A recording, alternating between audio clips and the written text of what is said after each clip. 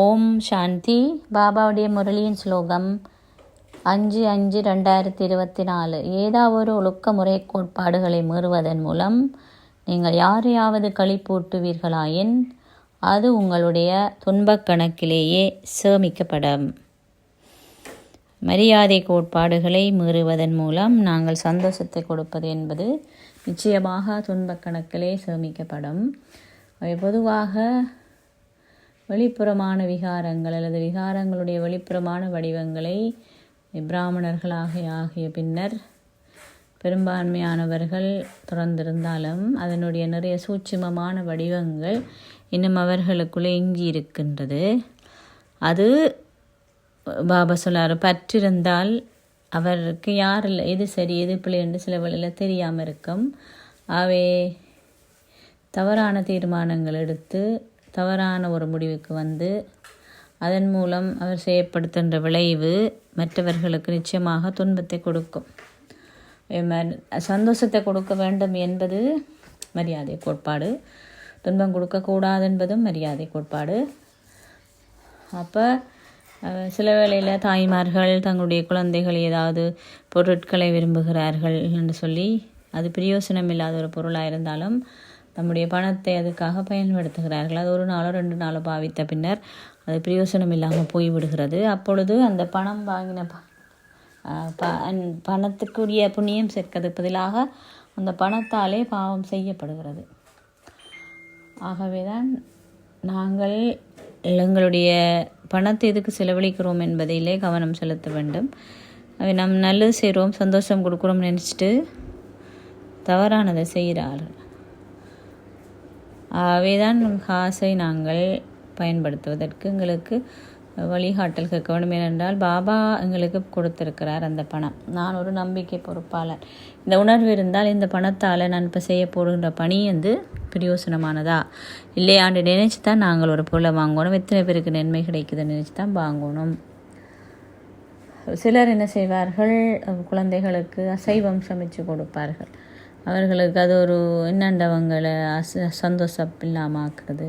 சமைச்சு கொடுத்தா தான் அவங்க சந்தோஷமாக இருப்பாங்க அப்படி நினைக்கிறாரு. ஆனால் உண்மையில் அது அவர்களும் பாவம் செய்து நாங்களும் எங்களுடைய பாவத்தை அதிகரித்து கொள்வதற்கான ஒரு செயல்பாடு. என்னென்னா அவங்க மச்சம் சாப்பிட்றதுக்கு நான் தூண்டுதல் கொடுக்குறேன். நான் பாபாட ஞானம் படிச்சுட்டு அதை செய்கிறேன். அவை மரியாதை கோட்பாடை மீறி செய்யக்கூடாது, சாப்பிடக்கூடாது என்பது பாபாட மரியாதை கோட்பாடு. அதை மீறி நான் செய்தேன், அதால் எனக்கும் நன்மை இல்லை. அது நான் யாருக்கு சமைச்சு கொடுக்குறாங்க அவங்களுக்கு நன்மைக்கு பதிலாக பாவம் தான் கூட வரும். இதில் நாங்கள் கவனம் செலுத்திக்க மட்டும்தான் என்னுடைய ஏன் பாபா அப்படி சொல்கிறாருன்னு என்னுடைய ஸ்திதி வந்து பழுதாகிவிடும். என்னால் நிம்மதியாகவும் சந்தோஷமாகவும் இருக்க முடியாது. என்னுடைய ஸ்திதியை நான் பேணி பாதுகாக்கணும், நான் திருப்தியாகவும் சந்தோஷமாகவும் இருக்கணும்டா புண்ணியம் சேர்க்க வேணும்.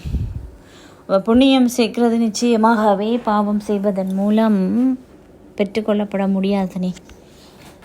அதனால தான் நாங்கள் தினசரி செய்கின்ற செயல்கள், வார்த்தைகள், எண்ணங்கள், பொக்கிஷங்கள், அதாவது செல்வம் மற்றும் அனைத்தையும் எந்த வழியில் பயன்படுத்துகிறோம் என்பதில் கவனம் செலுத்தணும்.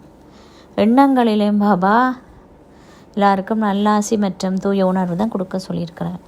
ஆனால் எப்பயுமே என்னுடைய மனதில் எந்த ஒரு சந்தர்ப்பத்திலேயாவது யாரை பற்றியாவது எதிர்முகமான எண்ணத்தை நான் கொண்டிருப்பேன் அல்லது வீணான எண்ணத்தை நான் கொண்டிருப்பேன்டா அது துன்பம் கொடுக்கறது தானே. அப்போ அது மரியாதை கோட்பாடை மீறித்தான் நான் செய்கிறேன். ஆக்கப்பூர்வமான அல்லது நல்லாசையை கொடுக்க சொல்வது என்பதுதான் பாபாவுடைய வழிகாட்டல். நான் அதை மாதிரி செய்கிறேன்டேக்குள்ள அதை எதிர்முகமான விளைவைத்தான் எனக்கு ஏற்படுத்துகிறது.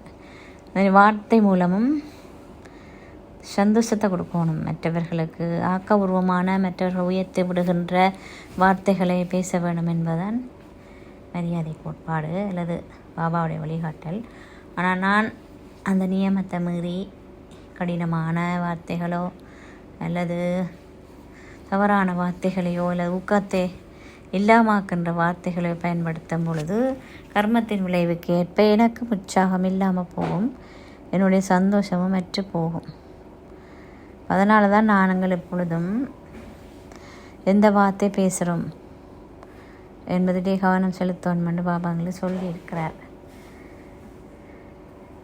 மற்றது எங்களுடைய பார்வை திருஷ்டி, நாங்கள் எல்லாரையுமே சகோதரர்களாக பார்க்க வேணும் என்பதுதான் மரியாதை கோட்பாடு. ஆனால் எல்லா நேரமும் எல்லாரையுமே நான் சகோதரராக பார்க்குறேனா இருந்தால், ஆத்மாவை பார்க்குறேனா இருந்தால், யார்லேயுமே வெறுப்போ கசப்போ பொறாமையோ போட்டியோ எதுவுமே எனக்கு இருக்காது. அப்படி இருக்குதுன்னு சொன்னால் நான் அதை கடைப்பிடிக்கவில்லை. அவை அப்போ நான் என்ன செய்கிறேன், எனக்கு நான் நிச்சயமாக துன்பம் தான் கொடுக்குறேன். அந்த ஆத்மாவுக்கு மட்டுமல்ல, இந்த கணத்தில் நான் யாரை பற்றி வெறுப்பான உணர்வு ஏற்படுத்துகிறேனோ அப்போ எனக்குள்ளேயே அந்த உணர்வு நிச்சயமாக நல்ல உணர்வாக இருக்காது. அனையாவே சந்தோஷத்தை கிடைக்காது, திருப்தி கிடைக்காது. எனக்கே நான் துன்பம் கொடுக்குறேன் உண்மையாக.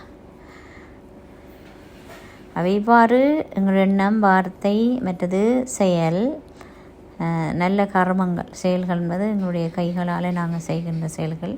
நல்ல கர்மங்களை நாங்கள் செய்ய வேண்டும். புண்ணிய கணக்கை நான் செய்ய வேண்டும். செய்யும் பொழுதும் என்னுடைய மனோநிலையில் எப்படி, எந்த உணர்வில் நான் அதை செய்தேன், எந்த மாதிரி இந்த உணர்வில் நான் வச்சு கொண்டேன் என்று நான் சிந்தித்து பார்த்து செயல்படணும். இப்போ நான் ஒரு பணியை செய்துட்டேன், ஆனால் நான் செய்தேன் நினச்சேன்னா அதில் கலப்படம் இருக்குது. அதில் எனக்கு புண்ணியம் சேராது. எத்தனை தரம் நான் சொல்லணும் அவ்வளோ தூரம் எனக்கு மைனஸ் தான் கிடைக்கும். பாபா பாபா பாபான்னு சொல்லி செய்கிற அனைத்தும் புண்ணியத்தில் தான் செய்கிறோம். அது நாங்கள் செய்கிறதா இருந்தாலும் சில வேளையில் இந்த விடயங்களிலெல்லாம் நிறைய கவனம் செலுத்துவதில்லை. எண்ணங்கள், வார்த்தைகள், செயல்கள் எல்லாமே பாபா சொல்ல, ஒரு கப்பாலில் ஒரு துளி நெஞ்சு போட்டாலும் அது நெஞ்சு தானே, அதில் ரொம்ப யோசனை இல்லை தானே. அது மாதிரி தான் நாங்கள் செய்கின்ற எல்லா பணிகளிலேயும் கொஞ்சம் ஏதும் சுயநலமோ அகங்காரமோ பற்றோ எந்த விகாரத்தினுடைய சுவடுண்டாலும் கலந்திருந்தால் அதே மரியாதை கோட்பாடை மீறுறது தான். அப்படி மீறினா நிச்சயமாக எனக்கு சந்தோஷம் கிடைக்காது. இப்போ எண்ணம், வார்த்தை, மற்றது நோக்கங்கள். என்ன ஒரு பணியை நான் சிலருக்கு தங்களோட குடும்பத்துக்கு சுயநலம், தங்களோட குடும்பம் நன்மை செய்யணும்ன்றதுக்காக, நன்மை பெறணும்ன்றதுக்காகவே சில சேவை விடயங்களை, சில சந்தர்ப்ப சூழ்நிலைகளெல்லாம் பயன்படுத்துவாங்க. சேவை தான் செய்கிறாங்க, ஆனால் அந்த நோக்கம் சரியானது இல்லை. இப்போ நோக்கம், சேவை செய்வதன் நோக்கம் எப்பயுமே சுயநலமிட்டாமல் எல்லாருக்கும் நன்மை அளிக்கிற மாதிரி தான் எங்களோட சிந்தனை இருக்கணும். அப்படி இல்லாமல் நான் உண்ட செய்வனாக இருந்தால் அது எனக்கு புண்ணியத்தில் போய் செய்கிறாது. அப்போ அதுவும் என்ன துன்பம் கொடுக்குற மாதிரி தானே.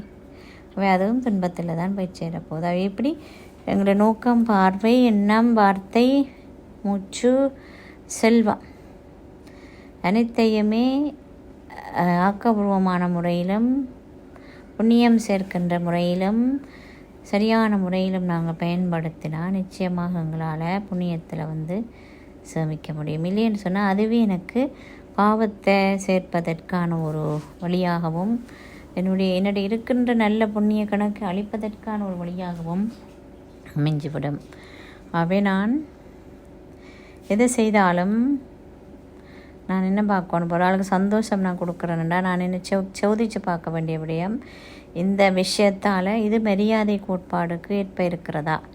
உதாரணத்துக்கு காலையிலே முரளி வகுப்புக்கு நான் வராமல் எனக்கு விருந்தினர் வந்திருக்கணும், அவைக்கு நான் சமைச்சு கொடுக்க போகிறேன்னு வீட்டு நின்றுண்டா அது என்ன லாபம் இருக்குது? விருந்தினருக்கு நன்மை நிற்காது. நான் படிக்கையில் அவை எனக்கும் புண்ணியம் கிடைக்காது, அல்லது எனக்கு சந்தோஷம் கிடைக்காது. அது நான் செய்து கொடுக்குற சாப்பாடில் எந்த விதமான சக்தியும் இருக்காது. இவ்வாறு சில தவறுகள் அல்லது மறைமுகமாக மாயை எங்களை தாக்குகின்றாள். அவை அதை நாங்கள் ஒரு நாளும் இந்த நாளாந்தமான நியமங்கள், அமிர்த வேலையோ முரளி வகுப்போ அல்லது மாதிரி அது மற்ற கோட்பாடுகளையோ கடைப்பிடிக்கிறதிலிருந்து சற்று விலகி இருக்கும் பொழுது பாருங்க, சீதைக்கு ஒரு சின்ன கவனீனத்தால் 14 வருஷம் வனவாசம் இருந்தது, இல்லாட்டி ராவனுடைய சிறையில் இருந்ததுன்னு நாங்கள் அறிஞ்சிருக்கிறோம். காரணம் என்ன? அவருடைய சரியான பகுத்தறிகிற சக்தி வேலை செய்யலை. அவர் ராமருக்கு உதவி தேவை நினைச்சு, ஆனால் உண்மையாக ராவணனுடைய குரல் அது. அவனுக்கு அப்போ யோசித்து பார்க்கணும், நாங்கள் ஒரு வேலையை யாரும் ஹெல்ப் கேட்குறாங்கண்டா இவருக்கு இந்த மாதிரி ஹெல்ப் தேவைப்படுமா, அது செய்யணுமா அப்படின்னு சொன்னால் நாங்கள் வழிகாட்டல் பெறணும். அப்படி இல்லைன்னு செய்தோம்னு சொன்னால் நாங்கள் செய்த போல தான் அநியாயமாக போயிட்டு ராவண சிறையில் மாட்டிக்கொள்வோம். பாபா ராவணனும் ராமரும் ஒரே மாதிரி பக்கத்தில் தானே இருக்கினேன். அப்போ அதை கடைப்பிடிச்சோம்னா எங்களுக்கு அதாவது ராவண வழிகாட்டலைன்னா மெட்டாக்களுடைய கட்டளைகள், சொந்த மனிதின் கட்டளைகள் இதெல்லாம் கடைப்பிடிக்கும் பொழுது எனக்கு நிச்சயமாக சந்தோஷம் பெறாது. எனக்கு கவலை தான் வரும், வேதனை தான் வரும். இப்படி ஒவ்வொரு விஷயமாக நான் தினமும் சோதித்து பார்க்கும் பொழுது என்னால் இந்த சங்கிலிகளிலிருந்து விடுபட முடியும். ஓம் சாந்தி.